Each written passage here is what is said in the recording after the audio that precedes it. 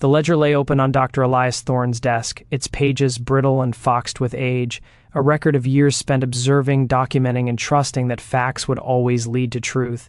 Outside his window, the Alabama sun beat mercilessly against the dirt road of Willow Creek.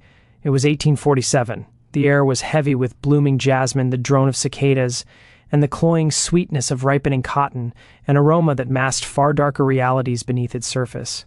Thorne was a man of reason, a physician trained to see patterns, to diagnose causes, but what lay before him now refused to fit within the boundaries of science alone.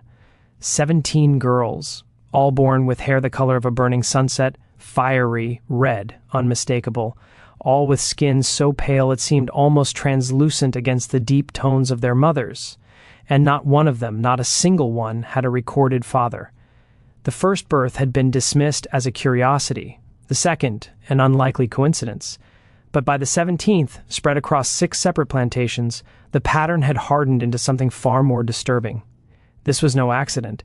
It was a silent accusation woven into the fabric of the community itself. Dr. Thorne saw the children, he saw their mothers, and he saw the truth no one dared to speak aloud. A system built on power without accountability, on cruelty hidden behind respectability, on a silence so absolute it protected the guilty and condemned the innocent. Night after night, Thorne paced his small office long after Willow Creek had fallen into uneasy sleep. The question that gnawed at him was not how this was happening. It was why an entire society chose to look away. Before we continue uncovering the story of Dr. Elias Thorne and the secret that would come to define his final years in Willow Creek, take a moment to support this work. If stories like this, forgotten, uncomfortable, deliberately ignored, draw you in, subscribe to Vintage Chains, turn on the notification bell, because the algorithm rarely favors stories that force us to confront the darkest truths of history. And let us know in the comments, which country are you watching from? Your support helps keep these buried histories alive. Now, let's continue. Now, let us return to the stifling heat of that Alabama summer, to the quiet desperation of Willow Creek, and to the moment when Dr. Thorne first began to understand the true horrifying scope of what he was witnessing. Willow Creek, established in the early 1820s, was less a town of grand aspirations and more a functional artery in the vast beating heart of the Cotton Kingdom. Its main street, a perpetually dusty ribbon of packed earth, was flanked by buildings that prioritized utility over aesthetics. A general store, its wooden porch groaning under the weight of barrels and crates, a sturdy brick bank symbol of the wealth flowing from the fields, a modest courthouse where justice, or at least its local interpretation, was dispensed, a clapboard church whose steeple was the tallest structure for miles, and the inevitable saloon, its raucous laughter and piano music spilling out into the humid evenings. Dr. Elias Thorne's office, a small, unassuming structure tucked between the dry goods store and the blacksmith, blended seamlessly into this landscape of practical necessity. Thorne had arrived in 1842, a young man in his late 22nd, fresh from his medical studies at the University of Pennsylvania. He'd envisioned a life of intellectual pursuit, perhaps even contributing to the burgeoning fields of medical science. Instead, the South had offered him a stark reality, a practice dominated by the brutal exigencies of plantation life. His days were a relentless cycle of treating sunstroke, fever, dysentery, and the myriad injuries inflicted by the unforgiving labor of cotton cultivation. He set broken bones, lanced boils, and most frequently attended to the births of children, both free and enslaved. The white families, the planters, and their kin viewed him with a mixture of respect and condescension, preferring their own remedies for minor ailments and calling upon him only when death seemed imminent. The enslaved population, however, saw him as a necessary, if sometimes feared, presence, a man who could alleviate suffering even if he could not change their circumstances. He was a man of quiet habits, Thorne, with a lean frame that seemed perpetually stooped over his medical texts or his ledger. His spectacles perched precariously on his aquiline nose were often smudged, and his thinning brown hair was perpetually disheveled from nervous habit. He was a bachelor, his life devoid of the domestic comforts that many of his peers enjoyed. His true companions were his books, his meticulous notes, and the ever-present unspoken questions that simmered beneath his calm exterior. He was, above all, an observer, a man who believed in the power of data, of patterns, of the cold, hard facts that could be gleaned from careful documentation. It was this very dedication to observation that had led him down this unsettling path. The first entry that would later haunt him was made in the spring of 1844. He'd been summoned to the Beaumont plantation, one of the largest and most prosperous estates in the county, owned by the formidable Augustus Beaumont. The call had come in the dead of night, a frantic rider on a lared horse signaling a difficult birth. The mother, a young enslaved woman named Clara, couldn't have been more than 18. She'd been in labor for nearly a day, her cries muffled by the thick walls of the small windowless cabin she shared with her family. Thorne had worked tirelessly, his brow beaded with sweat in the oppressive heat, guiding the birth with practiced hands. When the infant finally emerged, a tiny squalling bundle, Thorne had performed his routine examination. He checked for 10 fingers, 10 toes, listened to the strong beat of her tiny heart, and cleared her lungs. A healthy girl by all accounts, but as he'd wiped away the varix, his fingers had brushed against a shock of hair. It was an unmistakable shade of copper, vibrant and fiery, even in the flickering lamplight, and her skin, once cleaned, was remarkably pale, almost translucent, revealing the delicate network of veins beneath. He'd glanced at Clara, whose skin was the color of rich earth, and then at the other women in the cabin, their faces etched with concern, their complexions uniformly dark. Red hair, Thorne knew from his medical texts, was a rare genetic variation that could appear in any population. But this combination, the intense red, the extreme power, was striking. "A beautiful girl, Clara," he'd said, his voice softer than usual as he wrapped the infant in a clean cloth and gently placed her in her mother's trembling arms. Strong and healthy, Clara had looked down at her daughter, her face a complex tapestry of exhaustion, relief, and something else Thorne couldn't quite decipher. A flicker of fear, perhaps, or a deep, weary resignation. "Thank you, doctor," she'd whispered, her voice arrow, her eyes never leaving the tiny face nestled against her breast. Thorne had lingered, as was his custom, ensuring both mother and child were stable. As he'd packed his instruments, the question, almost an afterthought, had slipped out. "The father, is he here on the plantation?" The air in the cabin had grown heavy, thick with unspoken tension. The other women, who had been murmuring softly, fell silent, their gazes dropping to the rough, honeyed floorboards. Clara had simply shaken her head, her eyes still fixed on her daughter. "Don't know, sir," she'd murmured, her voice barely audible. "Don't rightly know." It was an answer Thorne had heard countless times. In the brutal calculus of slavery, the paternity of enslaved children was often deliberately obscured, especially when a white man was involved. To acknowledge such a union was to invite complications, to challenge the carefully constructed fictions of racial purity and ownership. The children, regardless of their parentage, were simply absorbed into the enslaved population, their mixed heritage an open secret that was never openly acknowledged. Thorne, accustomed to the unspoken rules of this society, had accepted the answer without pressing further. He'd made a brief entry in his ledger. Female infant, healthy, unusual coloring. It was a curiosity, nothing more. But then, 8 months later, another call had come. This time from the Oakhaven plantation, a smaller, less prosperous estate owned by the struggling Oakhaven family. The mother, a woman named Bess, had gone into premature labor. Thorne had arrived to find a desperate situation, and despite his best efforts, the infant, another girl, had been weak and sickly. She'd lived only 3 days. But in those 3 days, Thorne had noted the same distinctive features: bright, fiery red hair and pale, almost translucent skin. He'd asked Bess the same question and received the same weary, resigned answer. "Don't know, sir. 2 red-haired girls born months apart on different plantations to different mothers." It was unusual, certainly, but Thorne, ever the rationalist, had still sought a scientific explanation, perhaps a rare genetic trait, a distant common ancestor whose genes had resurfaced. He'd consulted his medical texts, searching for precedent, for explanations. But then there had been a third and a fourth. And by the summer of 1847, when Thorne sat at his desk, the ledger opened before him. The number had climbed to 17. 17 girls, all with the same distinctive red hair and pale skin. 17 girls born to enslaved women across 6 different plantations.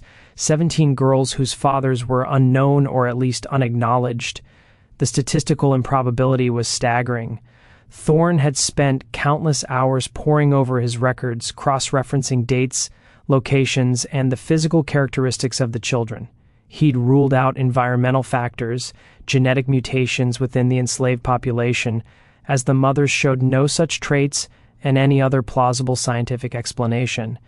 The only conclusion that remained, the only one that fit the undeniable evidence, was one that Thorne had initially resisted with every fiber of his being.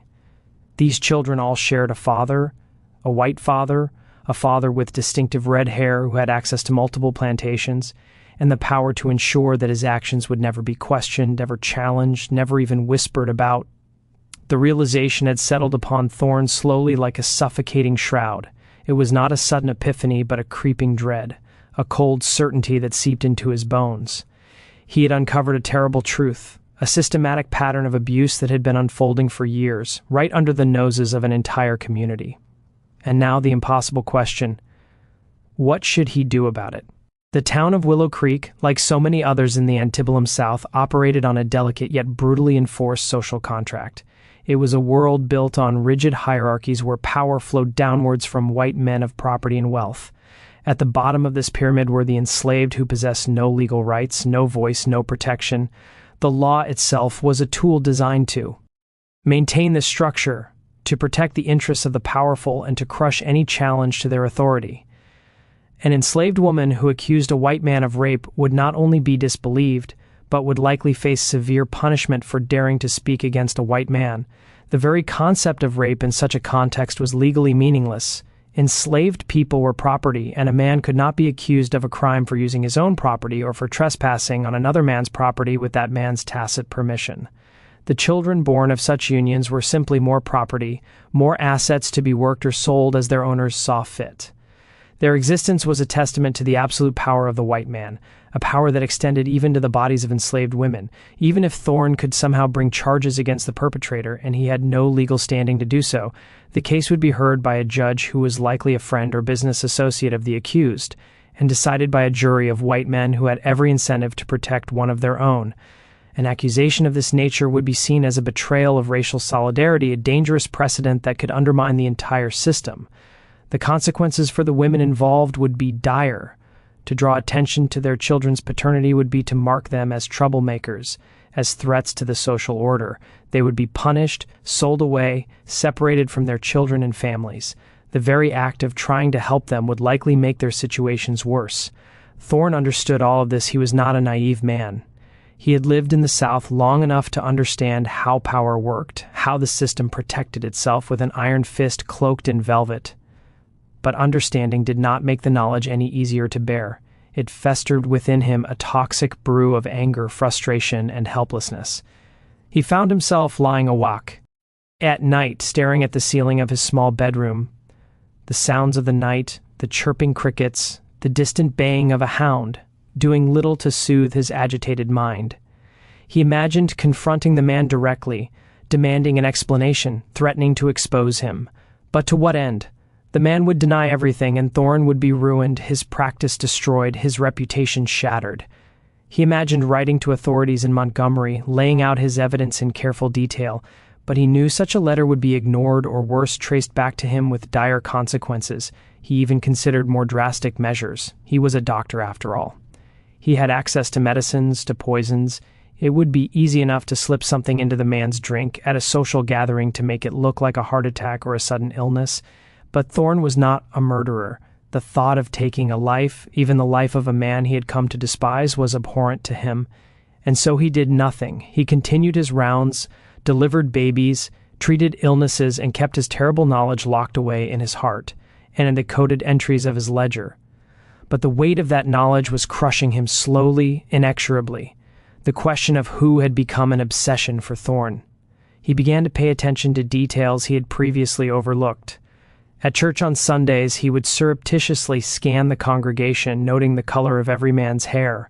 At social gatherings, he would listen intently to conversations, trying to discern who had business dealings with multiple plantations, who traveled frequently, who had the kind of access that would allow for such systematic abuse. The pool of suspects was surprisingly small. Willow Creek was not a large town, and the white population was even smaller. Most of the men were tied to specific plantations, rarely venturing beyond their own property. lines except for trips to town or occasional social calls, but there were a few men whose work required them to move freely between plantations. The cotton broker who negotiated sales and arranged shipments, the itinerant preacher who held services at various plantation chapels, the traveling salesman who brought goods from Mobile and Montgomery, and the county sheriff who made his rounds enforcing what passed for law in this corner of Alabama. Thorne began to observe these men more carefully. The preacher, Reverend Josiah Blackwell, was a thin, aesthetic man with dark hair going gray at the temples. The salesman, a jovial fellow named Cornelius Briggs, was nearly bald, what little hair he had left being a mousy brown. The sheriff, Wade Hutchkins, had black hair and a thick black beard that left the cotton broker, Alistair Finch. Finch was a man of considerable presence, a force of nature in the quiet town of Willow Creek. Tall and broad-shouldered, with a booming voice that carried across a room and a laugh that seemed to shake the very rafters of the saloon. He was a fixture at every social gathering, every church service, every important meeting. He had built his business from nothing, arriving in Willow Creek in the late 1830s with little more than a sharp mind, an uncanny knack for numbers, and a talent for negotiation. Within a decade, he had become indispensable to the local economy. The man who could get the best prices for cotton, who had connections in Mobile and New Orleans, who could arrange credit when times were tight. He was a man of influence, a man of means, a man whose word carried weight. And Alistair Finch had hair the color of burnished copper, a vivid, unmistakable red that he wore like a crown, often swept back from his high forehead. The first time the connection occurred to Thorne, he had been standing in Finch's opulent office, discussing Pa. I meant for medical services rendered to one of Finch's household servants. Finch had been seated behind his massive mahogany desk, the afternoon sun streaming through the tall window behind him, setting his hair ablaze with light. Thorne had been in the middle of a sentence explaining a dosage, when the thought struck him with such force that he had actually stumbled over his words, his voice trailing off into an embarrassed cough. The hair the same shade, the exact same shade as the children. Finch had looked at him quizzically, a slight smile playing on his lips. "Are you quite well, doctor? You look as though you've seen a ghost." Thorne had recovered quickly, mumbling something about the oppressive heat, and had finished his business as quickly as possible. But as he had walked back to his office, the image of Finch's fiery hair, illuminated by the sun, had burned itself into his mind. Could it be? Could Alistair Finch, respected businessman, church elder, pillar of the community, be the father of 17 enslaved children? The more Thorne thought about it, the more the pieces seemed to fall into place with a horrifying precision. Finch's business required him to visit every major plantation in the county, often staying overnight when negotiations ran late or when social obligations dictated. He was a bachelor, living alone in a large, well-appointed house on the edge of town with only a small staff of enslaved servants. He was charming, persuasive, the kind of man who could talk his way into or out of any situation, and he was powerful with connections that reached all the way to the state capitol in Montgomery. If any man in Willow Creek could commit such acts with complete impunity, it would be Alistair Finch. But suspicion was not proof. Thorne was a man of science, trained to rely on evidence and observation, not speculation and conjecture. He needed to be certain. And so he began to investigate as discreetly as possible, weaving his inquiries into his daily rounds, his conversations, his very observations of the world around him. He started by reviewing his ledger even more carefully, noting not just the dates of the births, but also the approximate dates of conception, working backward from the gestational period. Then, during his visits to the various plantations, he began to ask subtle, seemingly innocuous questions. Had Mr. Finch been by recently? When had he last visited? How long had he stayed? Had he dined with the family? Had he spent the night? The answers, pieced together over weeks and months, formed a damning pattern. In almost every case, Alistair Finch had visited the plantation in question approximately 9 months before the birth of a red-haired child. Sometimes his visits had been for business, negotiating cotton prices, arranging shipments. Sometimes they had been social, dinner with the plantation owner, a game of cards, a night of drinking and conversation in the parlor, but he had been there every single time. The evidence was circumstantial, yes, but it was overwhelming. Thorne felt a cold certainty settling in his chest, a weight that made it hard to breathe, a knot of dread that tightened with each new confirmation.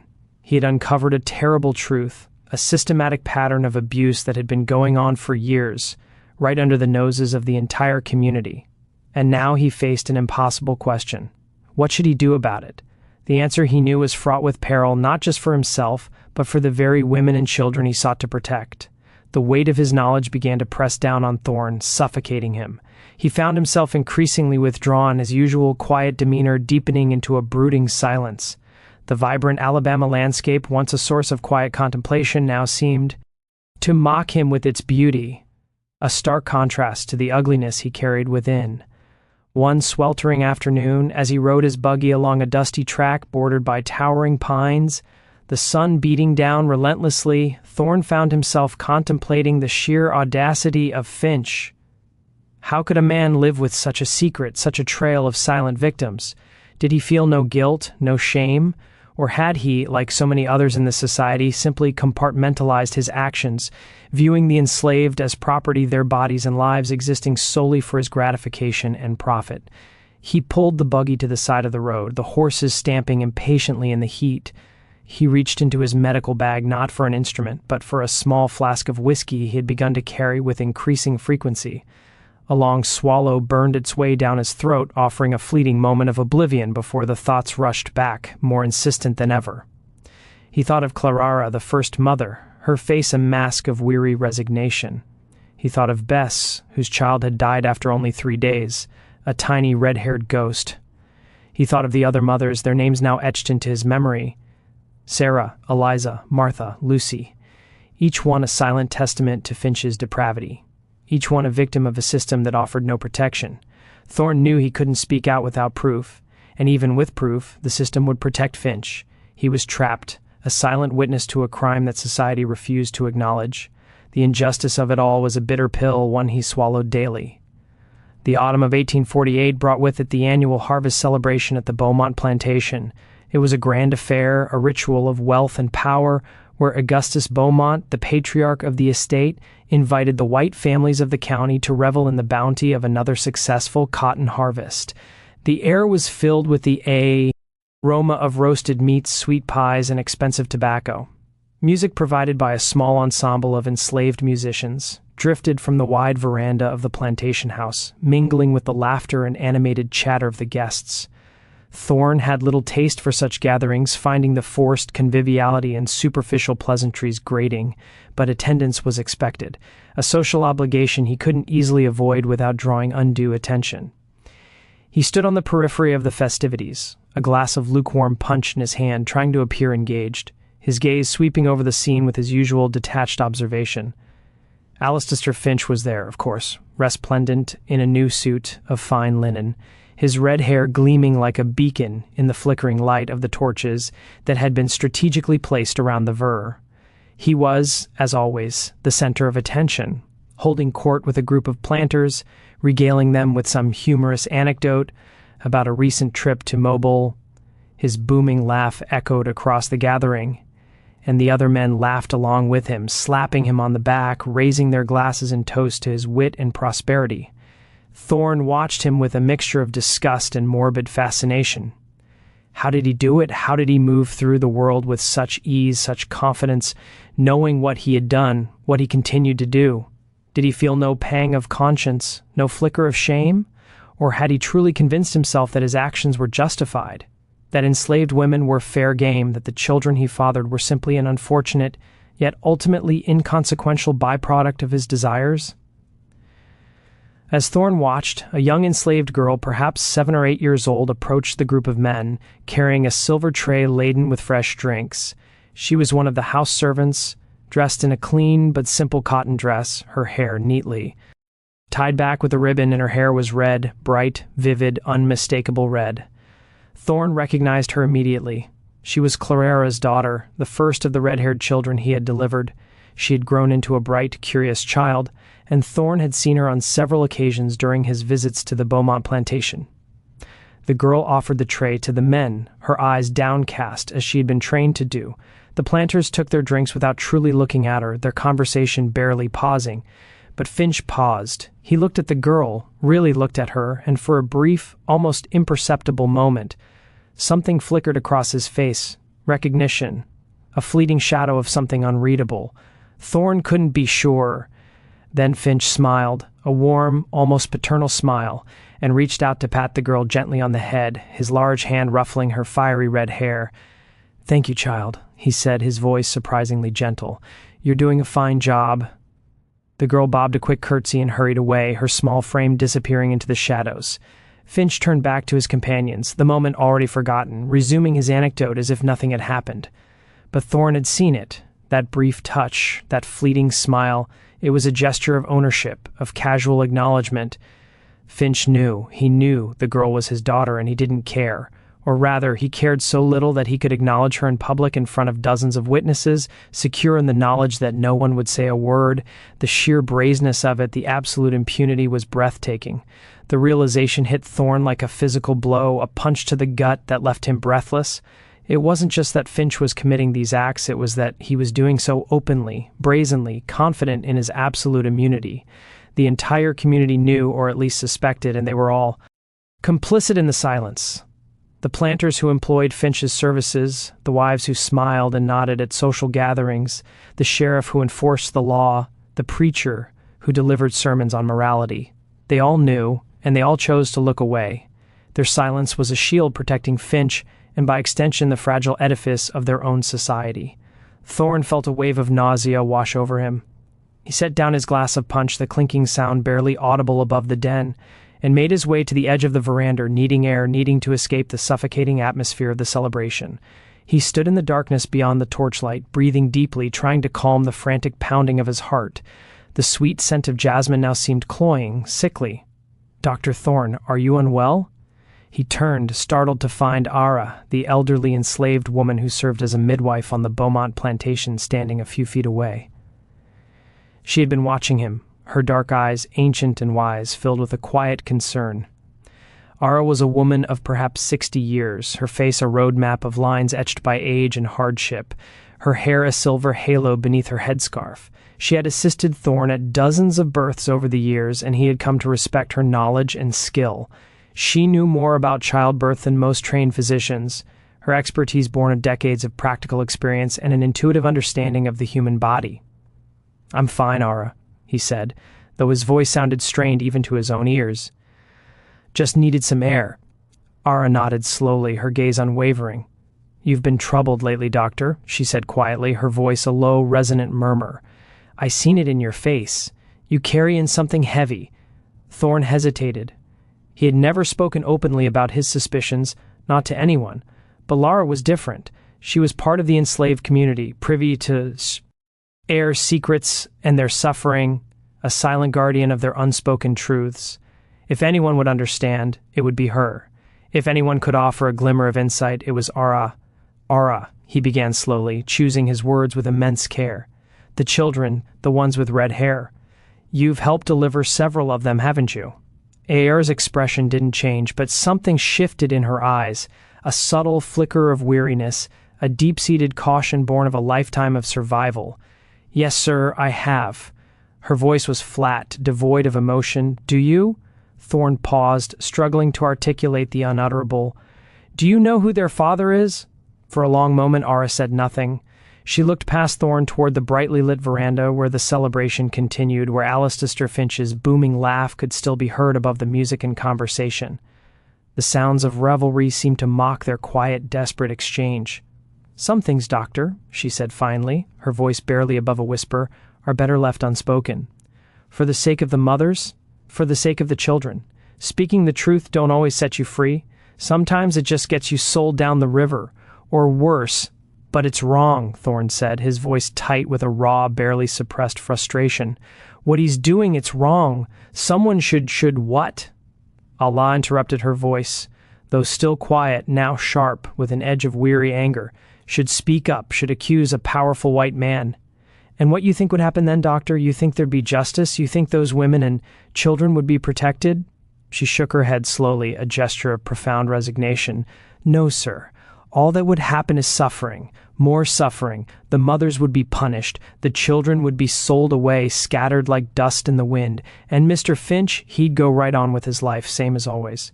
That's how the S world works, Doctor. You know that as well as I do." Thorne felt the truth of her words like a knife in his chest, twisting deep. She was right. Of course, she was right. The system was designed to protect men like Finch and to punish anyone who dared to challenge them. Speaking out would accomplish nothing except to cause more pain for those who were already suffering beyond measure. His idealism, his scientific belief in truth and justice crumbled under the weight of her stark realism. "So we just do nothing?" he asked, his voice hollow, devoid of hope. "We just let it continue." Ara's expression softened slightly, a flicker of compassion in her ancient eyes. "We survive, Doctor. That's what we do. We protect our own as best we can. We love those children, red hair and all. And we raise them up strong. We teach them what we can, and we remember. We remember everything. Maybe someday things will be different. Maybe someday there'll be a reckoning. But that day ain't today, and it ain't going to be tomorrow neither." She turned to go, then paused and looked back at him, her gaze piercing. "You a good man, Dr. Thorne. You got a kind heart. But kindness ain't always enough in this world. Sometimes the best thing you can do is bear witness. Remember what you've seen, write it down. Maybe someday someone will want to know the truth. And then your words, they might mean something." And with that, she disappeared back into the shadows, leaving Thorne alone with his thoughts, his terrible, useless knowledge, and the suffocating realization that the silence was not just a choice, but a brutal necessity for survival. The years that followed were a slow, agonizing torture for Thorne. He continued his practice, continued his rounds, continued to deliver the red-haired children that appeared with disturbing regularity. By 1852, the number had grown to 23. 23 girls scattered across E County, all bearing the unmistakable mark of their father. Each birth was a fresh wound, a new entry in his ledger, a further testament to his own impotence. He watched them grow, these children. Some were bright and spirited, full of life despite the circumstances of their birth, their fiery hair a defiant crown. Others were quiet and withdrawn, as if they sensed the weight of the secret they carried, the unspoken questions that hung in the air around them. All of them were treated differently, set apart by their unusual appearance. Some in the enslaved community embraced them, protecting them, as had said, weaving them into the intricate tapestry of their families. Others kept their distance as if the children's very existence was a dangerous reminder of the power dynamics that governed their lives, a visible scar on the face of their community. Thorne also watched Alistair Finch, though he tried to be subtle about it, his observations becoming almost a morbid ritual. Finch continued to prosper, his business growing, his influence expanding. He had been elected to the town council, appointed as an elder in the church, his voice carrying significant weight in both secular and spiritual matters. He donated generously to local causes, funded the construction of a new schoolhouse, sponsored 4th of July celebrations with lavish fireworks displays. He was, by all accounts, a model citizen, a man of virtue and integrity, a pillar of the community. The hypocrisy of it all made Thorne physically ill, a constant knot of nausea in his stomach. He began to drink more than he should, seeking a fleeting solace in whiskey. When the weight of his knowledge became too much to bear, his practice suffered. He became forgetful, distracted, prone to dark moods that alienated his few acquaintances. People began to whisper that Dr. Thorne was not quite right, that perhaps the reign of his work, the constant exposure to suffering and death, had affected his mind. He heard the whispers, but he no longer cared. What was a reputation, after all, in the face of such profound injustice? In the spring of 1854, a new red-haired girl was born on the MC entire plantation. The mother, a young woman named Hannah, had a difficult labor, and Thorne was called in the middle of the night.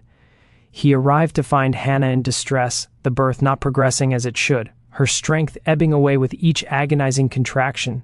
He worked for hours, using all his skill and knowledge, his hands slick with sweat and blood. But in the end, both mother and child died. He, tiny infant, stillborn, had a shock of bright red hair. Thorne was devastated. He had lost patience before Tea was an inevitable, brutal part of medicine, especially in such primitive conditions. But this death felt different. It felt like a judgment, a condemnation of his own inaction. Hannah had died bringing one of Finch's children into the world, and Thorne had done nothing to stop it, nothing to protect her. He had merely borne witness, and it felt utterly, horribly insufficient. He attended the burial, a simple, somber affair in the plantation's slave cemetery. The other enslaved people gathered around the shallow grave, their voices low and mournful as they sang spirituals that spoke of sorrow and hope. Thorn stood at the edge of the group, his hat in his hands, tears streaming down his face, unashamed. The raw grief he felt was not just for Hannah and her child, but for all the silent victims, for the crushing weight of the system, and for his own profound helplessness. After the burial, a cold, hard resolve settled within him. He went directly to Finch's office. He didn't have a plan, didn't know what he was going to say. He just knew he couldn't remain silent any longer. The despair had reached its zenith, and in its place a desperate, reckless courage had bloomed. He found Finch at his desk, reviewing ledgers, a quill pen scratching softly across the paper. Finch looked up as Thorn entered, a welcoming smile on his face, a practiced mask of geniality. "Dr. Thorn, what a pleasant surprise. To what do I owe the—" He paused, his smile faltering as he took in Thorn's disheveled appearance. The wildness in his eyes, the raw grief etched on his face. "Are you quite well, Doctor? Hannah died last night," Thorn said, his voice flat, devoid of inflection, yet carrying an immense weight. "On them entire plantation, she and her child." Finch's expression shifted to one of practiced concern. "How tragic. I'm very sorry to hear that. Was there a complication?" "The child," Thorn continued, as if Finch hadn't spoken, his gaze fixed on Finch's fiery red hair. Had red hair, just like all the others. The room went very quiet. The only sound was the distant clatter of a wagon on the street outside. Finch's expression didn't change, but something hardened in his eyes, a subtle tightening around the mouth. The genial mask slipped, revealing a glimpse of something cold and calculating beneath. "I'm not sure I understand what you're implying, Doctor." Finch's voice was calm, almost dangerously so. "I think you do," Thorn said, his voice shaking now, not with fear, but with a righteous, long-suppressed anger. "I've been keeping records. 24 children in 10 years, all with red hair, all born to enslaved women on plantations you visit regularly, all with fathers who are conveniently unknown." Finch leaned back in his chair, his fingers steepled beneath his chin, his eyes narrowed. Henny spoke. His voice was still calm, almost amused, a chilling display of control. "That's quite an accusation, Dr. Thorn. Based on what? The color of some children's hair? Genetics is a mist. Eeriest thing. Surely you, as a man of science, understand that. A rare trait, perhaps passed down through generations. You're seeing patterns where none exist, Doctor." "I understand," Thorn said, his voice rising, trembling with the force of his long-held fury, "that you've been raping enslaved women for a decade.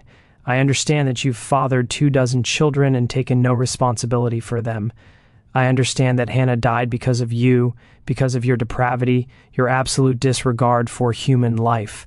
Finch's expression turned cold, utterly devoid of warmth or humanity. He stood slowly, deliberately, his considerable height and bulk suddenly menacing, casting a long shadow over Thorn. "Be very careful, Doctor," he said quietly, his voice a low, dangerous growl. "You're making serious allegations without a shred of proof. Allegations that could be considered slanderous, damaging to my reputation and my business. Do you understand the consequences of such slander in this community?" "I don't care about consequences," Thorn said, though even as he said it, he knew it wasn't entirely true. A part of him, the rational, self-preserving part, screamed in protest.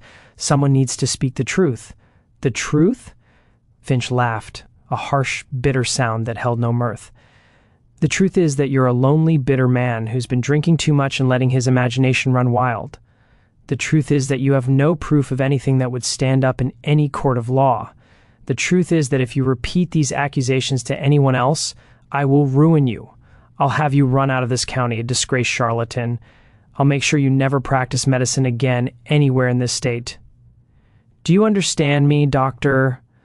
Thorn stared at him, at the cold certainty in his eyes, at the absolute unyielding power emanating from him. And in that moment he felt his courage crumble, his desperate resolve dissolve into a bitter, impotent despair. Finch was right. He had no proof that would stand up in any court. He had suspicions, circumstantial evidence, a pattern that could be explained away as coincidence by anyone determined to do so. And Finch had power, connections, the full, unyielding weight of the social order behind him.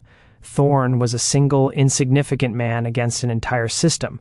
"Get out of my office," Finch said, his voice like ice, dismissing Thorne as if he were an annoying fly. "And if you value your livelihood, your reputation, or even your continued presence in this town, you'll forget this conversation ever happened. You'll forget everything you think you know." Thorne left, his legs shaking, his heart pounding a frantic rhythm against his ribs. He had confronted Finch, and he had lost. Nothing had changed. Nothing would change.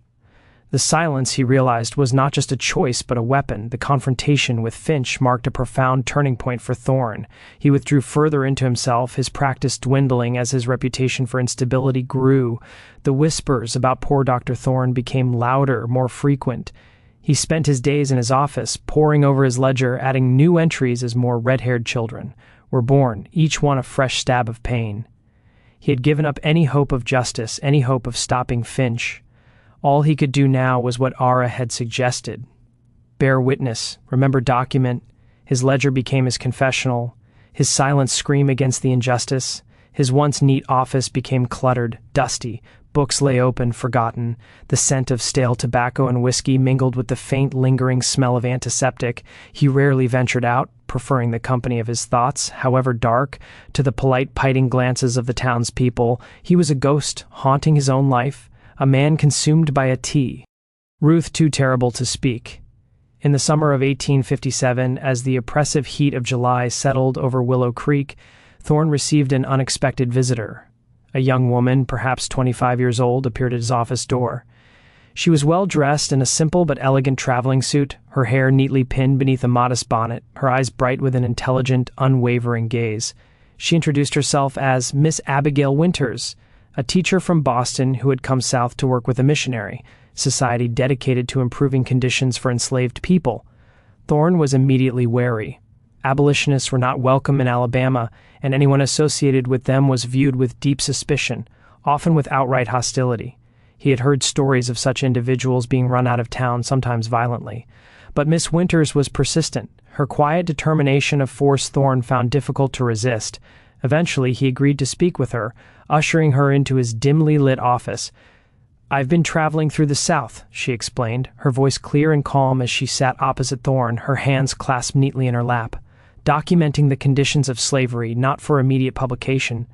Doctor, I'm not foolish enough to think I could publish such things openly in this climate, but for the historical record, so that someday when this terrible institution is finally abolished, people will know the truth of what happened here, the full, unvarnished truth."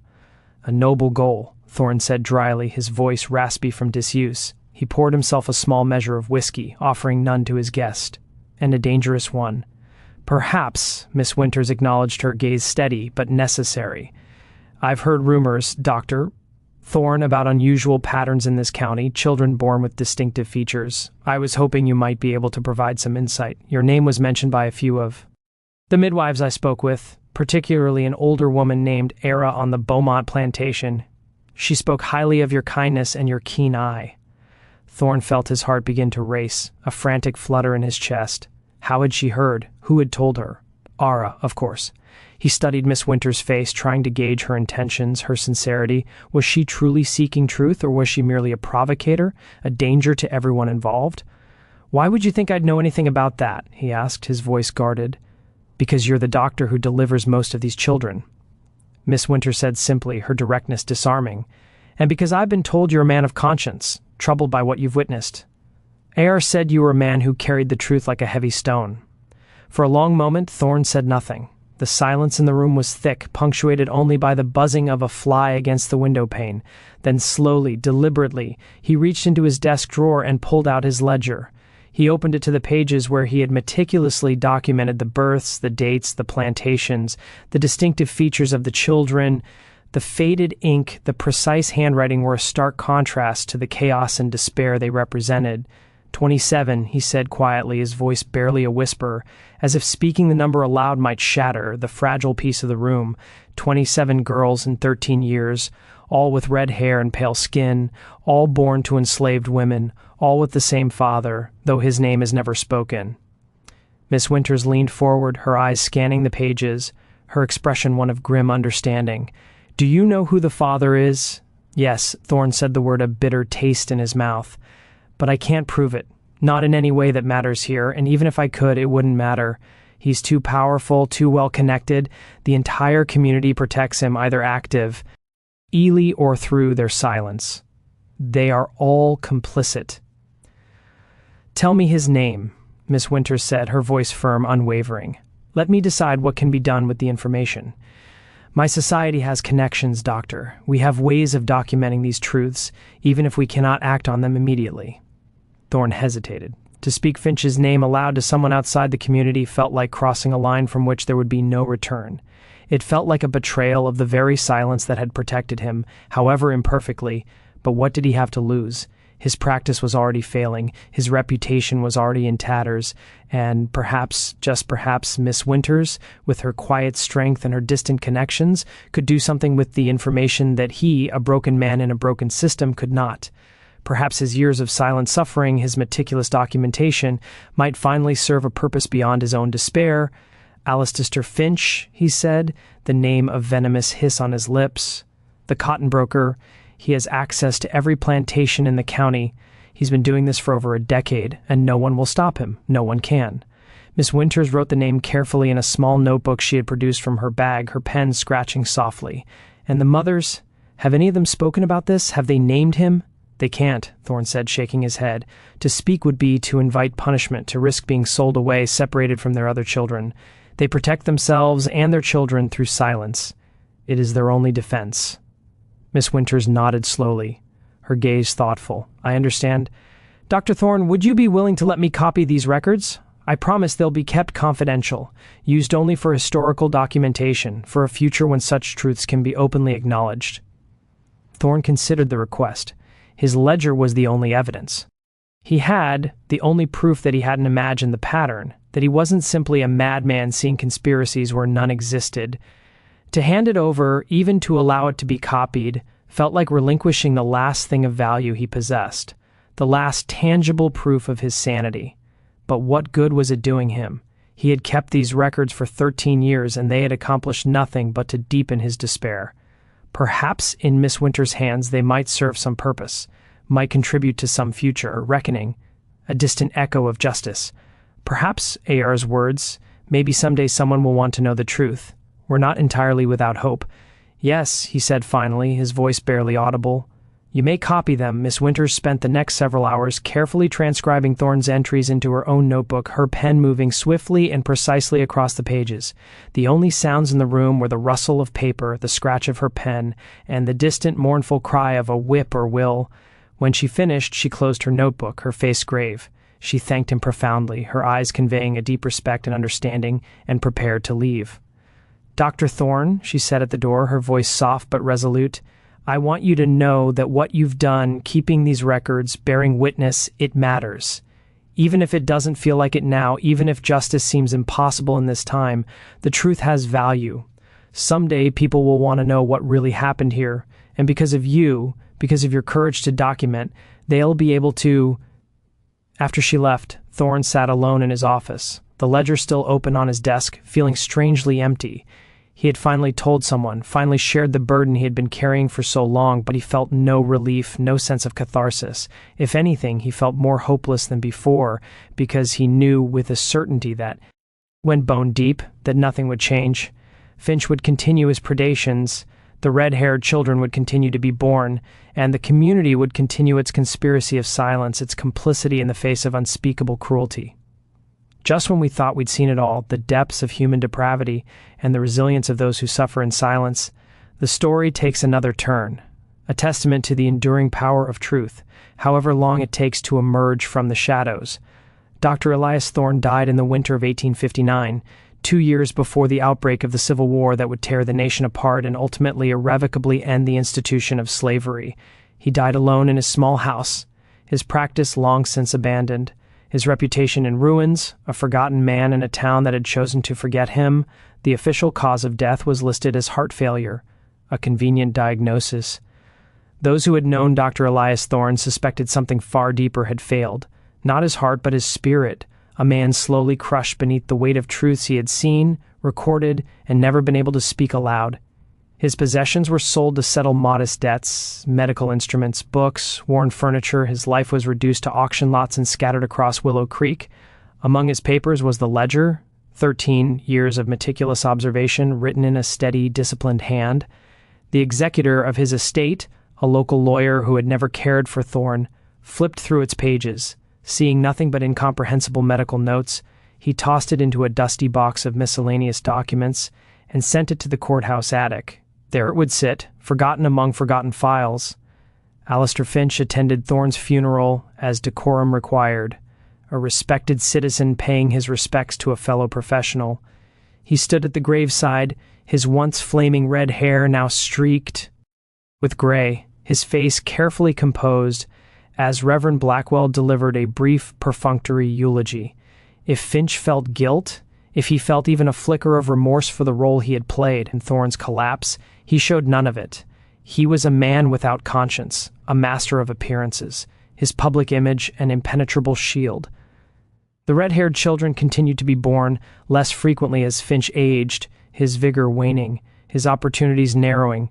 By the outbreak of the Civil War in 1861, there were 31 of them scattered across the county, ranging from infancy to 17 years old. Some had already been sold away, swallowed by the vast anonymity of slavery, their fates unknown. Others remained on the plantations of their birth, growing up beneath the shadow of unspoken paternity, their fiery hair a constant, silent question. When war came, it tore Alabama apart. Plantations burned. Families were scattered. The social order that had sustained slavery collapsed in fire and blood. In the brutal years of Reconstruction, many of the red-haired girls, now young women, gained their freedom. Some fled north or west, desperate to escape the ghosts of their past. Others stayed, rooted too deeply to leave the only land they had ever known. A few eventually learned the truth. It came in whispers, from aging midwives, from dying house servants, from chance encounters with people who had always known. Some were shattered by the revelation, others had long suspected it, having stared into mirrors and wondered why their faces told a different story than their mothers'. None ever received acknowledgement from Alistair Finch, no support, no recognition. They remained what they had always been, inconvenient truths. Finch survived the war, though his wealth did not. The collapse of the cotton economy ruined his business. He lived another decade, diminished and forgotten, a relic of a dying world. He died in 1875, at 73 years old. His obituary praised his contributions to Willow Creek, his business acumen, his charitable works, his commitment to prosperity. There was no mention of the children he had fathered, no acknowledgement of the lives he had damaged, no hint of the secret he carried to the grave. Meanwhile, Dr. Thorne's ledger gathered dust until 1923. During a courthouse renovation, a young clerk sorting through decaying boxes uncovered it. Intrigued by the careful handwriting, he brought it to the county historian, Margaret Thornton. She understood immediately what she was holding. For months, Thornton traced names, tracked descendants, and reconstructed the story Thorne had documented, but never lived to tell. In 1925, she presented her findings at a regional history conference. The reaction was quiet and hostile. Academics whispered. Plantation descendants were outraged. The story was deemed too controversial, too disruptive to the carefully preserved mythology of the Old South. The paper was never published in a major journal. It was buried again, but truth has a way of surviving. Copies circulated quietly among historians. The red-haired children of Alabama became a footnote in academic studies, a grim example of the systematic abuse embedded in slavery, and among families in faded Bibles and whispered oral histories the descendants remembered. They knew who they were, they knew where they came from. Dr. Elias Thorne died believing his work had been meaningless, that the truth would perish with him. He never knew that his act of witnessing, of simply writing things down, would matter. But it did, because history is not only the story of the powerful, it is the story of those forced into silence, those erased because their existence was inconvenient. The red-haired girls of Alabama were real. Their mothers were real. Their suffering was real. Justice never came, but truth endured. And that endurance is a warning, a reminder of the cost of silence, and a challenge to all of us who inherit these stories. If this story moved you, if it made you uncomfortable, that discomfort matters. Share it And if you believe buried history deserves daylight, subscribe to Vintage Chains, turn on the notification bell so these stories don't disappear again. Tell us in the comments, which country are you watching from? Because the past is never truly past. It lives on in the stories we choose to remember. See you in the next chapter.